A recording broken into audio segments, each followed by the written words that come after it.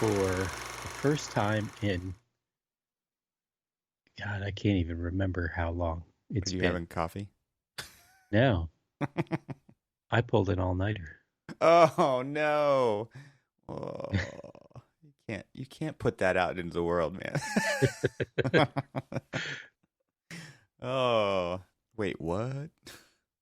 Yesterday I woke up at 5:45 and it is now 10:15 the next day and I have yet to sleep. Oh my God. That's a sustainable lifestyle, Cormac. You should see how far you can push that. S- Hey, you know what? I mean, Are you at the I loopy stage yet? no, I almost actually, well, I don't know. Does, ooh, the sun's coming up. I should go hit the trail. Yeah. Well, the Is thing that is loopy? like now you've introduced like a new thing or back into your life, Yeah, and and you're trying to live your normal life at the same time. So yeah. this can't end well. Uh, Can it? I mean, really? oh, it could end, Yeah. but I'm not sure if it's going to be well. At your age, you should not be. Well, like wagging my Exactly. finger at you. I know, right? Oh, No, honestly, the biggest reason was constant InDesign crashes oh no. I remember that over. time. There's an episode back there where you had this crazy Revit project takedown crash, right? And it was like some Yes.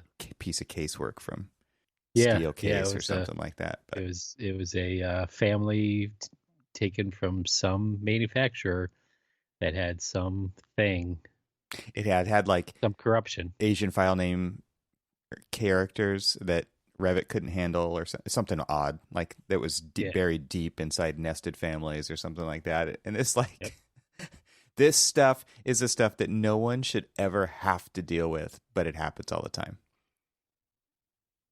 And No, this just goes to my gripe, my constant gripe that people who buy our computers should actually ask the people that work on those computers, if they're the right hey, computers. exactly. You're going to be doing a lot of, graphic intensive stuff. Do you think just a normal laptop slash workstation is good enough for you? I mean, the other No is problem is that no is the Adobe, answer. yeah, the answer is no. Adobe's like Revit in that way where the Oh my code is gosh, so yes. old, right? There's Yeah. so many band-aids on top of really old. I mean, there's code in Photoshop that's got to be 25 years old, Hmm. maybe Yeah. more.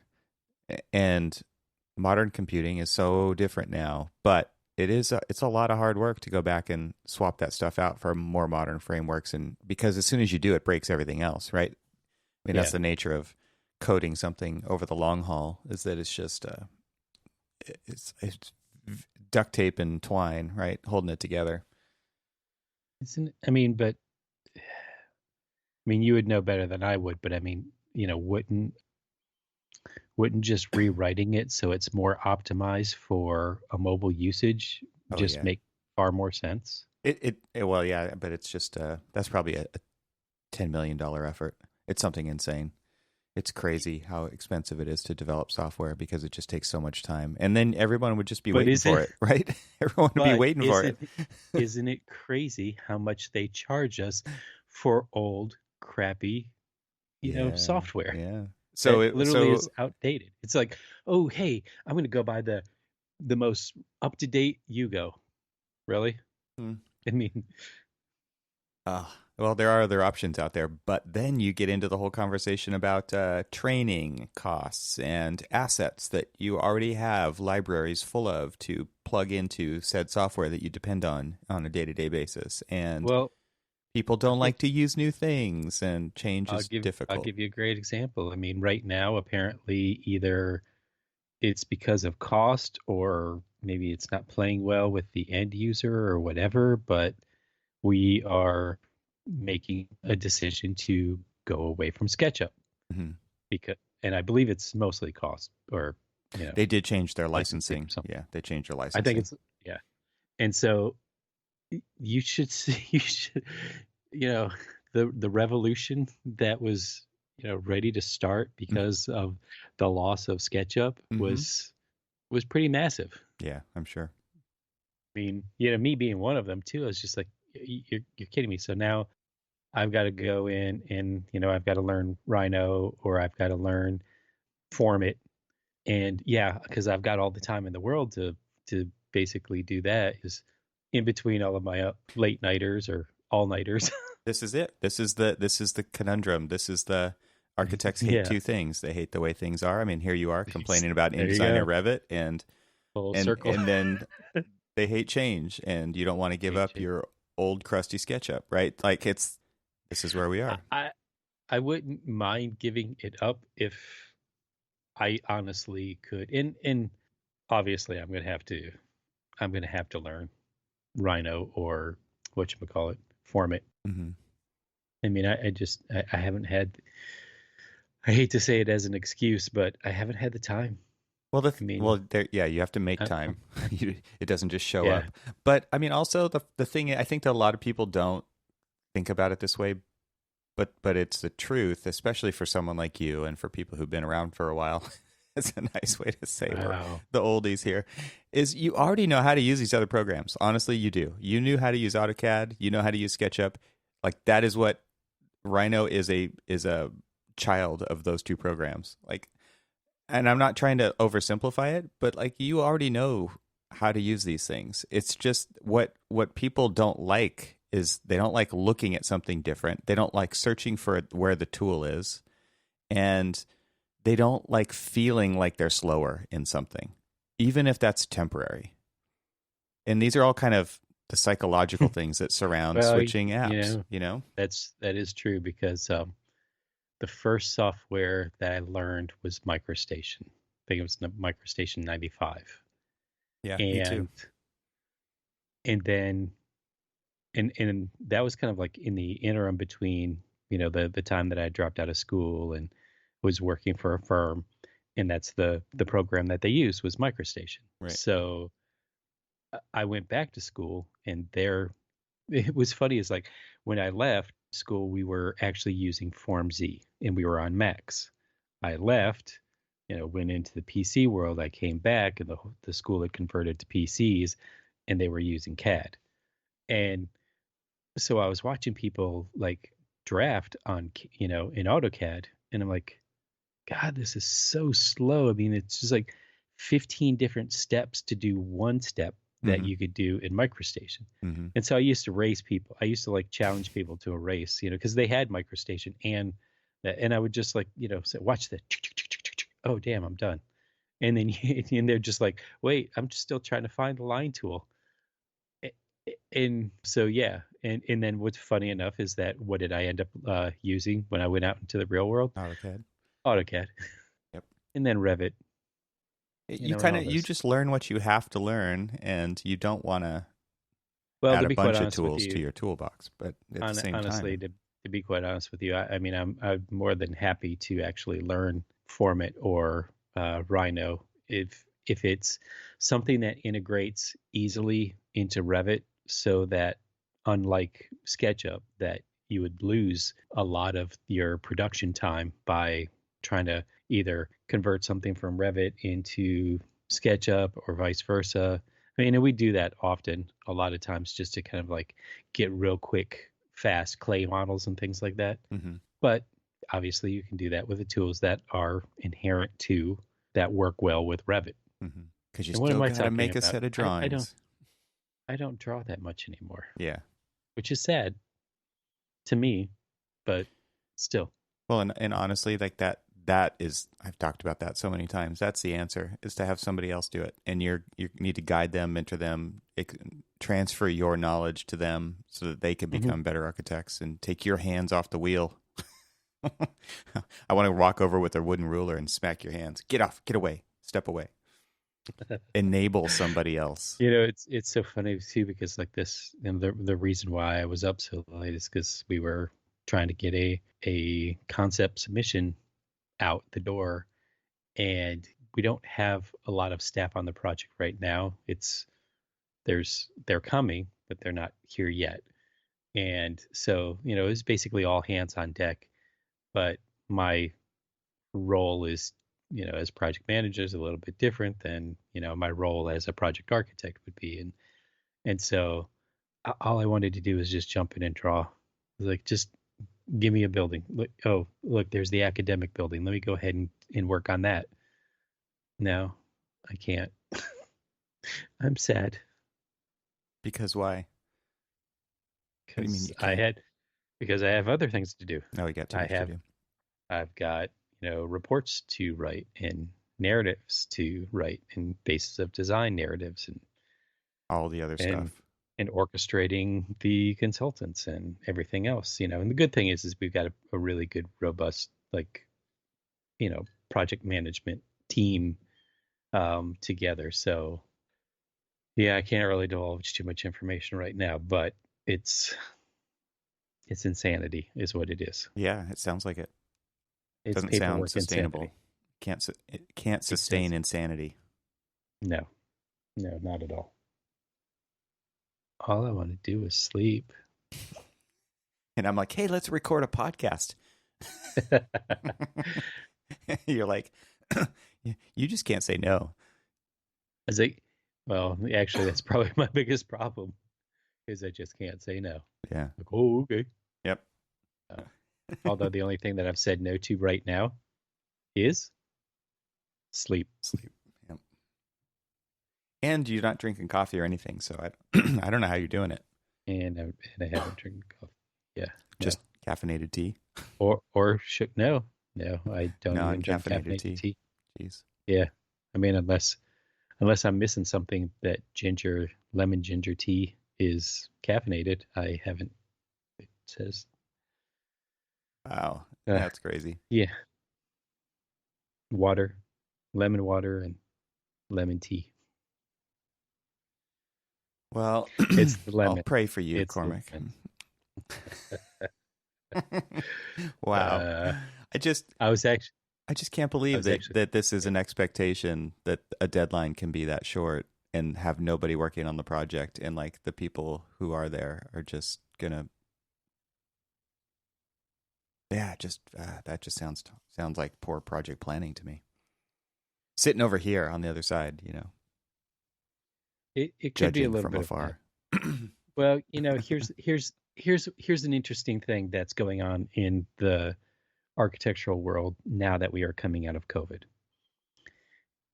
People are starting to work again, meaning that a lot of projects, especially in the commercial architecture side of things, especially in higher ed, a lot of projects went on the shelf because we weren't sure what the climate was going to be. And so, it was interesting as we, looked through the year, when we started in March of last year, we talked about our billing. And then as we went throughout the year, you saw that billing slowly start to creep down. And so, we normally look at things as a 6-month, 9-month, and 12-month backlog. And as you start to see, we're at 12 months, and then you start to see things creep lower and lower and lower, and you start to come out of that backlog comfort zone, and then you start getting into the territory of let's pump the brakes a little bit. Let's make sure that because we didn't do any layoffs, and we were able to, with our backlog, sustain everybody's employment throughout the challenging time. But a lot of people slowed down, and a lot of projects went on hold, and we were going after pursuits still, because they were still issuing RFPs and things like that. Well, fast forward a year and a month, and here we are in the I want to do this project now. But you've got this person who wants to do their project, this person who wants you to do their project, and so on and so forth. It's a good problem to have until you get to the point where you're like, oh crap, we don't have a lot of staff to handle this extraordinarily large influx of new work coming in.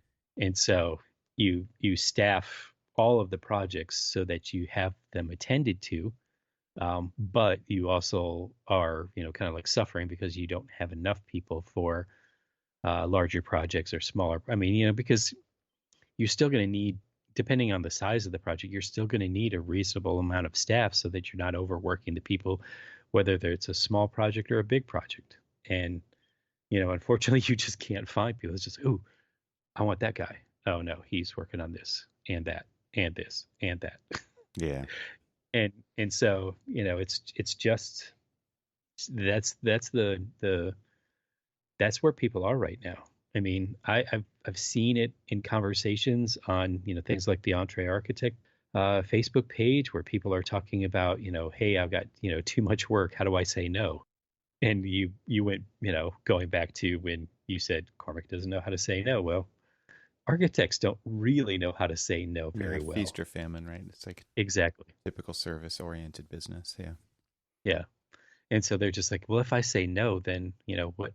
I I think don't that know. yeah, that goes deep into the evolution of humanity, right? It's like, no, I want to survive. Is what you're saying. No to survival is how you Exa- ex- feel. Yeah, exactly. Exactly. I just Exactly. can't do it. uh, but in the meantime, everybody gets to work through it, the insanity, and I see that head, the light coming towards me. yeah, My guess, I'm guessing that it's the end of the tunnel and not a train. yeah, But I don't know. We'll find yeah. out when we get there. Right, right. I do see a lot of people posting on LinkedIn that they're hiring. So it does Oh my seem like God. things are picking up. Yes. But at the same time, I'm reading about how all the wood construction materials have, Mm. you know, Oh my gosh. I mean, some of the memes that are out there for, I was having a conversation with somebody just yesterday, actually, and they were talking about, oh yeah, I went to Home Depot and a sheet of plywood was $85. I'm like, what? yeah, right. Was it OSB was up wrapped in 400%. gold? You know, Yeah.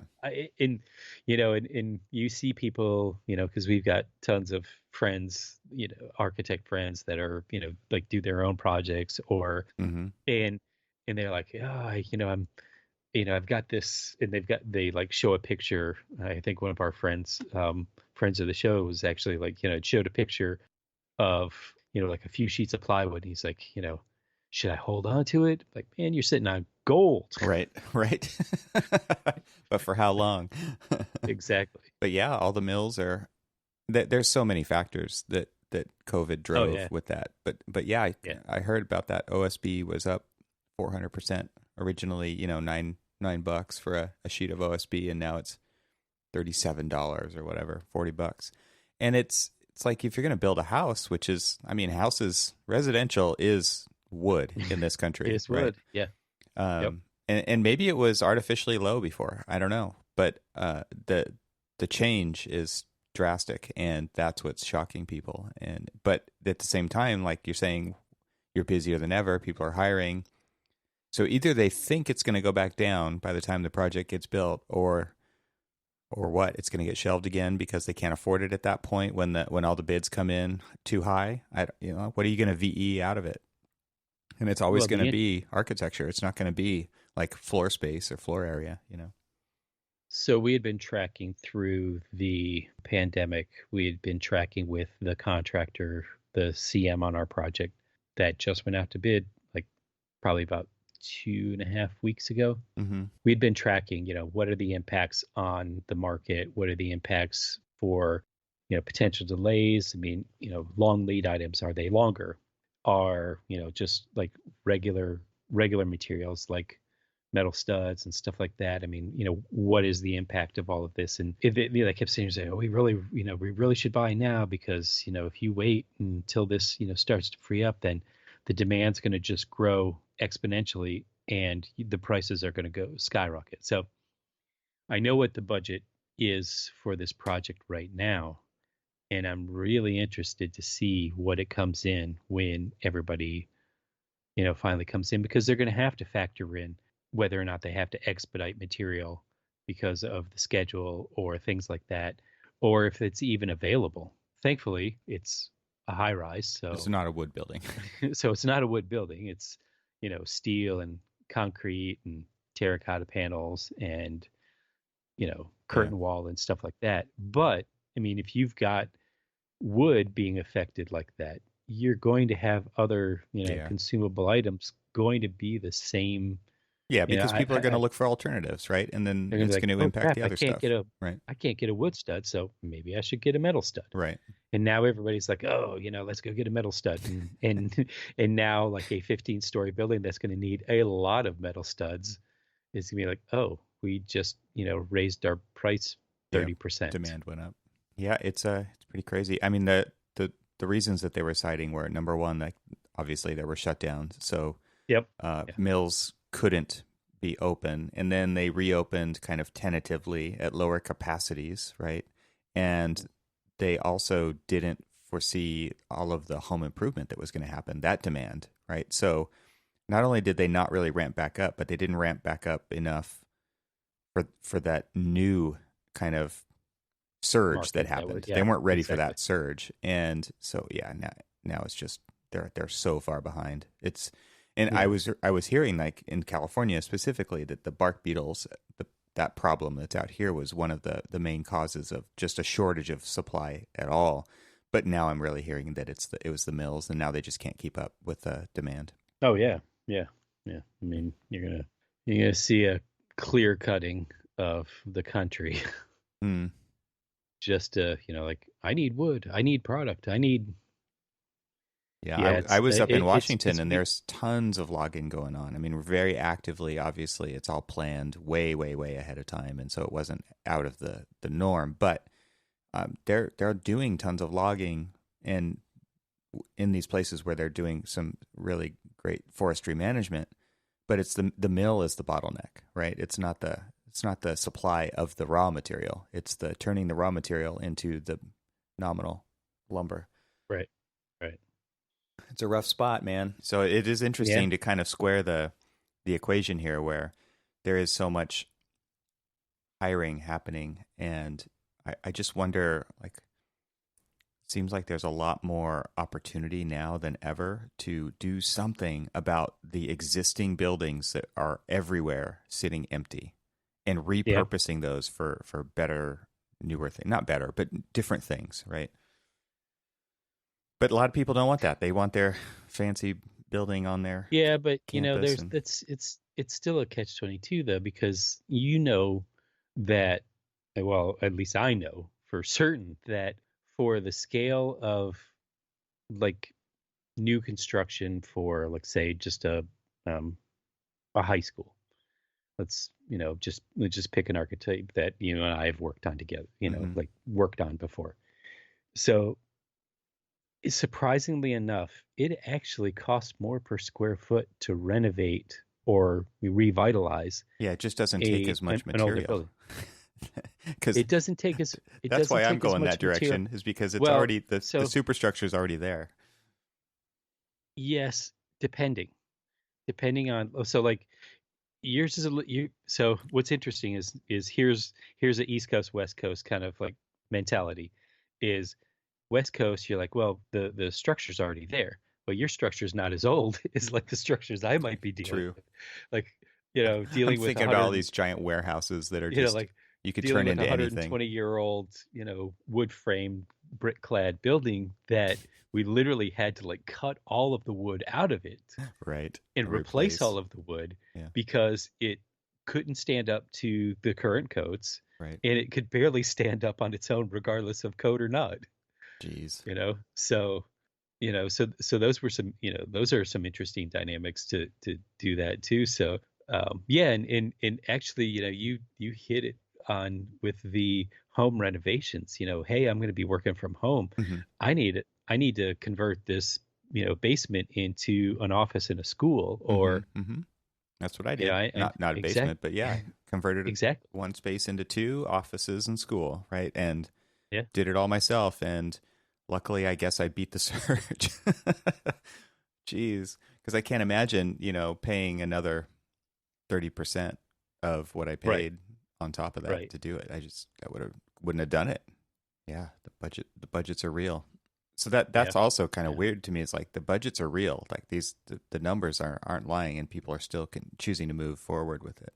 Like they've Yeah. got to, I guess. I don't know.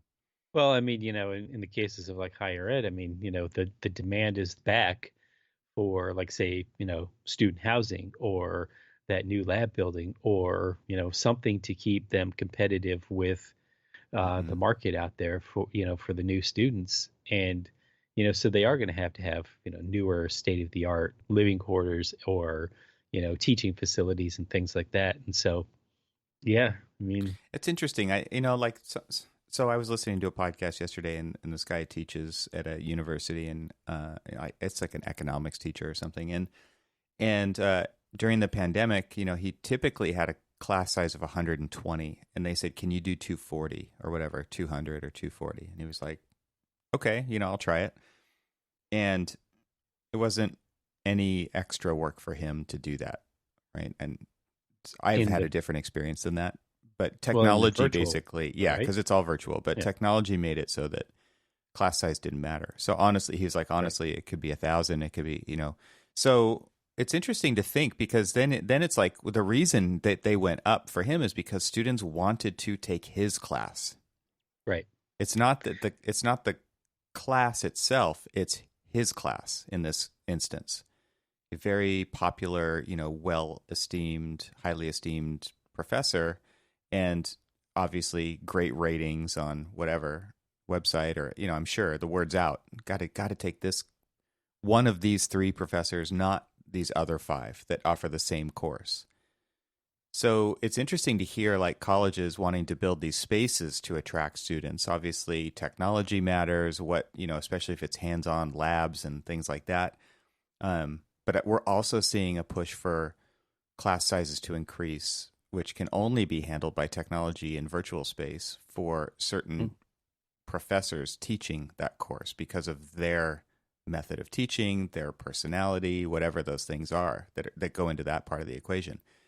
And it's interesting to kind of just watch this happen with higher education institutions and how they're trying to figure out how to balance all of that because it is interesting. They first thought that we have to limit class size, and now class size is unlimited potentially depending on the class, Right. and they're Right. trying to figure out how to deal with that. See, and that's just a interesting in its own right because much like how offices are starting to reassess whether or not they need these big spaces to house all of their employees or offer flex space for people who do want to come in or need to come in for like meetings or whatever, and then other people who want to just work from home. Hmm. I mean, school can maybe not necessarily like the K through 12, but higher ed definitely can do that. Hmm. I mean, I'm going on now like what, a year and a half of my son basically getting his college degree from his bedroom. Yeah. Yeah. Now, I'm Right. not necessarily sure he actually wanted to do that, but Right. the option was there and he took it and he kept going to school but he did it from the comfort of his own bedroom. Yeah, and obviously there's upsides and downsides to that. There is some, yeah, But speaking yeah, of and I offices, think I was just reading Atlassian, I believe, was the company. They're Australian, and they make project management software like Trello. We've used that mhm. before in Jira. Okay, But yeah, they're going back to the offices 4 times a year. That's it. that wow. I mean, and to think about it, it's interesting. I mean, we were just talking about in this new project that I'm working on, we were talking about travel. Because obviously, like every once in a great while, we're going to have to travel for project coordination, on-site construction, things like that. Right. But I mean, it was even said, it was just like, look, that this Teams call is a heck of a lot cheaper than five people hopping on a plane and Right. going overseas. Yeah, totally. Yeah, so 4 times a year. I mean, I would take 4 times a year over 0 times a year, and I would also take it more than Yeah, 5 times a absolutely. week, right? Like, Yeah, it seems like a really absolutely. great balance because honestly, like we've talked about this in the past too, some people being in the office some of the time and having all of those staggered schedules is not going to be any better than what we're Right, experiencing right now. right. It it's not a level playing field. If you have people in a conference room and people on Zoom, it's not the same, and the people on Zoom are not going to get the same experience. And so you have to start enforcing behavioral change around equity of participation, right? And that's something we've never had to deal with before, and people are going to handle that very poorly, right? Mm-hmm. But because it's like, well, I'm here. I mean, we've seen this in architecture forever, right? It's a butt in seat mentality. If you're not right there and I can't see you, you are not working on my project. I know it, right? You're on Facebook. And the great thing is that we just proved them wrong. Yeah, But but the that's still last going to year come we back up. well, true, but still, I mean, yeah, but that's only going to come up by the people who still are reluctant to change, or they like the norm of, like, being in the office, and kind of like almost micromanaging people. and Hmm. and I've found that I've been able to, like, manage projects, big projects too, from the comfort of my home, from the comfort of their home, with just, yes, I mean, we talk a lot on Zoom and things like that, but we're able to still be able to accomplish that stuff. And I don't see them face to face. I mean, we've had two times in the past year that I've actually seen my team, physically seen my team, Right. because we needed to present materials to the owner. And you can't, like, ooh, and see, I'm going to hold this up to the screen. Can you? Oh, it's not. My It's still camera blurry. sucks. Sorry. Hold on. Oh, the lighting's Hold no on. good. Yeah, exactly. Can you? What do you think of this color? And honestly, Really, like you're not going to. you could do that stuff if you approach that Well, differently. But a lot of people are like, actually, no, this is actually, just what? a band-aid. We're going to get through this and we're going to go back to the office. So we're not going to invest into that. Yeah, actually, what we were going to end up, what we were planning on doing for that meeting, that materials meeting, because it was a materials and colors meeting. And what we were going to do is we were going to we ordered two of everything, one for us and one for Yeah. the client. And we were going we went in, we marked up, where's this going to go, Hmm. created some boards and everything else, and took photographs, and associated everything with renderings and everything else. And we were going to send it to her, and then basically hop on the Zoom and say, okay, if you pick up terracotta piece number one, and this is color Sierra High Country, I don't know, I'm just making a name up, you know what do you think of that? Well, but the thing is that what they really want to see is, this terracotta needs to match all of the historic brick on site. They need to be on site with that piece of terracotta and those bricks to see how it works together. Hold it up. Yeah. Hmm. Right. Why, the in person basically had to occur the way that it did. Otherwise, when you're doing like virtual walkthroughs, if you're doing it on the computer, okay. I mean, what's the difference from them sitting in the conference room with you kind of like surfing through, Hmm. like walking through an landscape, versus, them sitting on their computer in the comfort of their home doing the exact same thing. Yeah, I guess the difference there, and I realize that this is a complicated conversation to even stay on one side of, right? Right. Uh, Oh, yeah, yeah. because honestly, like the reason we did that before was because it is about working with people, like and Yes. actually being there, right? That's part of what an architect sells is that process of inclusion throughout the design of the project.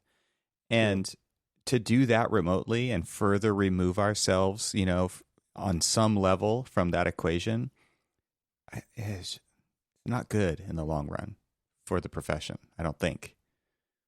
Right? True. And it really starts to, in a way, and I know that this is kind of a weird tangent, but it starts to almost devalue our value, you know, because we're there, we're wanting to engage, we're wanting to talk about things and stuff. And the further and further we're detached from kind of like that almost hands-on, Mm-hmm. the more and more they're like, well, what do I really need them for? I don't really need them for CA, which they, definitely do. I don't need them to do this, if they're just going to send me a little package and stuff. I mean, I could go to Home Depot and pick out colors and stuff and say, I'm just going to go with this. What do you think? Mm-hmm. I mean, so it's an interesting slippery slope that it really is hard to kind of like. There are advantages to the architect, and employee of the architect, but then there's also a whole slew of, and as you were pointing out, disadvantages. Mm-hmm. Um, and so it's going to be tough. It is going to be an interestingly tough thing to, but I think you said it like, some time ago that if you don't offer some form of like flexible hours where, they can work from home or work in the office, they're just going to go to the next job who does offer that, All right. Yeah.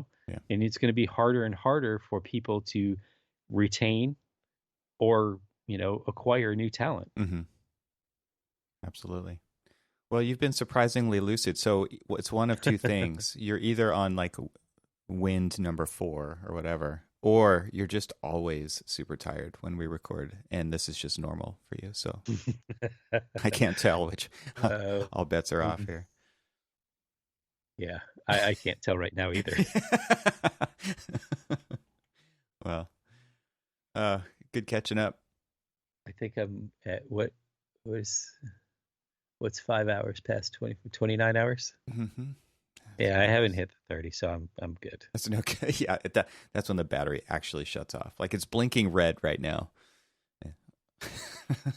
Yeah, exactly. It's it's like the when the battery goes bad in your smoke detector, and it's just like the little chirp. That's what you've been getting from me right now. It's just the chirp.